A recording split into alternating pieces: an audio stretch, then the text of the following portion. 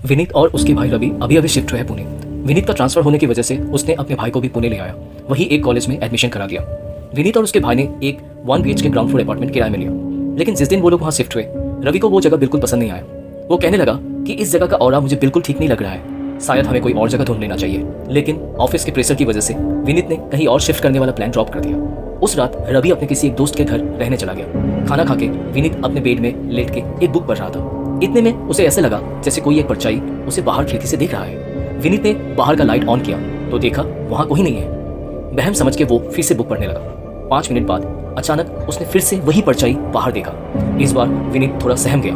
उसने अपने हाथ में एक लोहे का सरिया पकड़ा और लाइट जला के तुरंत बाहर निकला, लेकिन कोई नहीं था वहाँ। इसके बाद पूरी रात वो सो नहीं पाया। अगले दिन रवि वापस आया, लेकिन विनीत ने उसे कुछ नहीं बोला।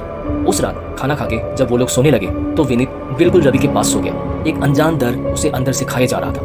लगभग रात के 1:30 बजे कुछ आवाज सुन के विनीत की आंख खुल गई। उसने देखा रवि उठ के बेड में बैठा हुआ था और बाहर की तरफ देख रहा था। उसे ऐसे लगा जैसे वो किसी से इशारे से बात कर रहा है। रवि को बिना आवाज दिए विनीत बाहर की ओर देखने की कोशिश किया तो उसने वही परछाई देखा जो अगली रात उसने देखा था। वो रवि को बुलाने लगा, लेकिन कोई आवाज नहीं आया। इसके बाद उसने रवि को पकड़ के हिलाया तो अचानक रवि को होश आया और वो पागलों की तरह रोने लगा। इतने में विनीत को बिल्कुल नजदीक से किसी औरत की अजीब तरह की हंसने की आवाज आई। विनीत ने लाइट जलाया और रवि के मुंह में पानी डाल दिया। तब जाके उसको होश आया। रवि बोलने लगा, भाई वो यही है, वो हमें मार डालेगी, हमें नहीं छोड़ेगी वो।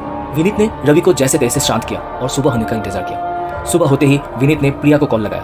प्रिया उस घर के मालिक की भतीजी है और केयरटेकर भी। उसने प्रिया को सारी बातें बताई। प्रिया बोलने लगी, अरे आप लोग बेकार में डर रहे हो, ऐसा कुछ भी नहीं है, ये बस आप लोगों का वहम है। उस घर में कई साल मेरे एक अंकल, आंटी और उनकी बेटी रहती थी, कभी ऐसा कुछ भी नहीं हुआ है। फिर भी विनीत ने मन बना लिया था और कहा कि हम आज से ये जगह पे और नहीं रह सकते। लगभग दोपहर 3 बजे विनीत ने एक ऑटो वाले को बुलाया और सामान उठाने के लिए बोला। उसने विनीत से पूछा, कितने दिन रहे यहाँ बाबूजी? विनीत को यह सवाल सुन के अजीब लगा, फिर भी उसने जवाब दिया, 3 दिन रह भैया। ऑटो वाला हंस के बोला, क्या बात है, आपसे पहले जो था वो तो एक ही दिन रह पाया। विनीत ने ऑटो वाले से बोला, असल में आप कहना क्या चाहते हो, खुल के बताओ प्लीज। ऑटो वाला कहने लगा, इस घर में आज से कुछ साल पहले एक फैमिली रहता था, माँ, बाप और उनकी बेटी। इनके पिता बहुत शराबी थे, अपने बीवी और बेटी को बहुत परेशान करते थे।